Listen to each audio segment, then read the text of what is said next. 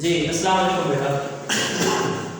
हज़रत अल्लामा मोहम्मद इकबाल का शेर नंबर 5 पढ़ने जा रहे हैं।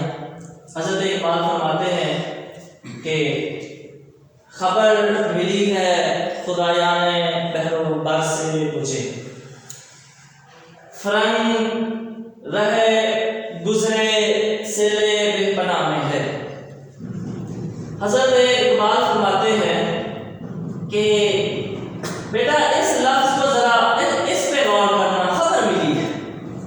हज़रत इकबाल को खबरें मिलती हैं, खबर मिली है, और खबर देने वाले कौन हैं? हज़रत इकबाल फरमाते हैं खबर मिली है खुदाया ने, खुदाया ने बहरो बर,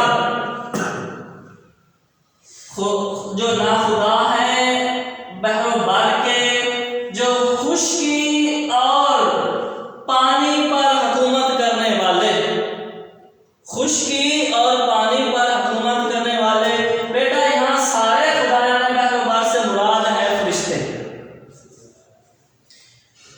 जिन्होंने खुशकी और पानी पर कंट्रोल संभाल रखा है। मुराद ये हुआ कि फरिश्तों ने मुझे ये खबर आके दी है। हज़रत इकबाल फरमाते हैं कि मुझे फरिश्तों ने ये खबर दी है कि जो फरंगी है, जो फ्रांस है, जो यूरोप है, वो बेपनाह सिलाब की ज़द में है, वो बेपनाह सिलाब की ज़द में है। अच्छा, हज़रत इकबाल का जो अंदाज़ बयान है ना, जो स्टाइल है बोलने का, जो स्लोग है, वो हट के है। और वो हज़रत गालिब फरमा गए हैं ना कि हज़रत गालिब फरमाते हैं कि आते हैं गैब से, आते हैं गैब से ये मज़ामीन ख्याल में, गालिब सरीर फरमा नवाए सरोश है। गालिब फरमाते हैं कि ये जो आवाज़ आ रही है, ये जो मैं लिख रहा हूँ, सारा कुछ मुझे इल्हाम हो रहा है, ये फरिश्ते की आवाज़ है और मैं लिख रहा हूँ। कागज़ और कलम की जो आवाज़ आ रही है, सरीर फरमा जो है, ये फरिश्ते की आवाज़ है। तो हज़रत इकबाल का भी यही अंदाज़ है।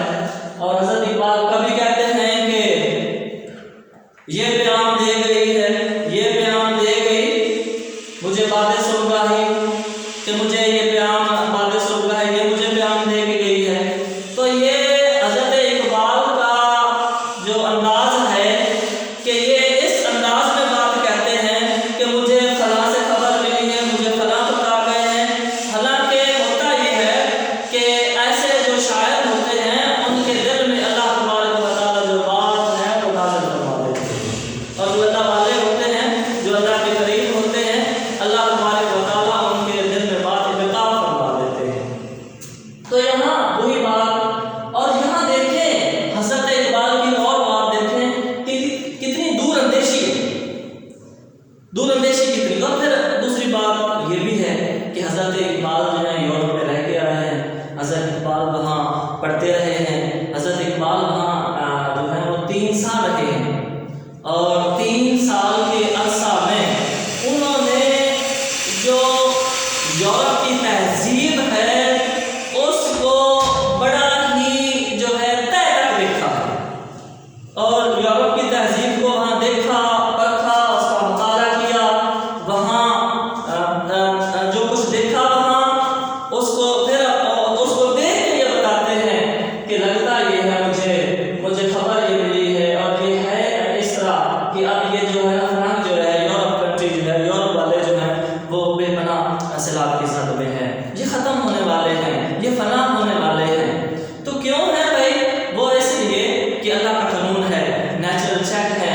जब कोई कौम भी हद से गुजर जाए, जब भी कौम अपनी अल्लाह की हदों को क्रॉस कर जाए, अल्लाह की हदें हैं, तो अल्लाह की जो हदों का ख्याल नहीं रखता, और जब कोई भी कौम सरकश हो जाती है, बागी हो जाती है, गुनाहों में इस कदर नाफरमानी इस तरह करती है, गुनाहों में डूब जाती है, तो फिर उस कौम पे अल्लाह तबारक व तआला अज़ाब मुसल्लत फरमा देता है।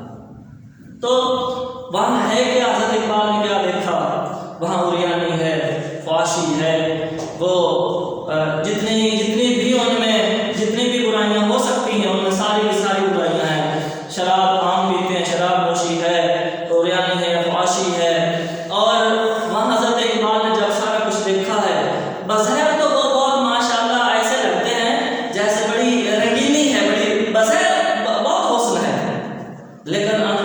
उनसे उनमें हुस्न नहीं होंगे।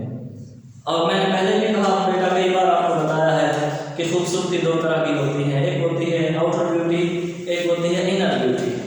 आउटर ब्यूटी जैसा अल्लाह ने हमें चाह बना दिया, एक होती है इनर ब्यूटी, खूबसूरती होती है हमारे हुस्न की, किरदार की खूबसूरती। हमारा किरदार खूबसूरत है तो हम खूबसूरत है। Outer beauty does not matter much, in fact the real beauty is the inner beauty.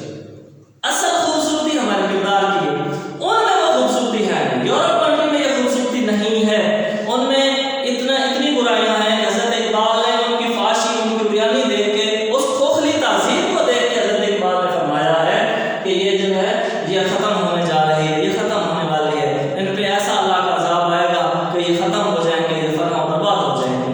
और आगे बेटा हमारा देख ले कि तुम्हारी तहजीब अपने खंजर से आप भी खुदकुशी करेगी, जो शाखे नाज़ों पे आशियाना बनेगा, ना पैदा होगा और खीरा न कर सका मुझे जल्ला दानिश फरंग। सुरमा है मेरी आँख का खाके मदीनों नजफ, और नजर को खीरा करती है चमक तहजीब हाजिर की, जिस नहीं मगर जूते नगुन की रज़ाकारी है।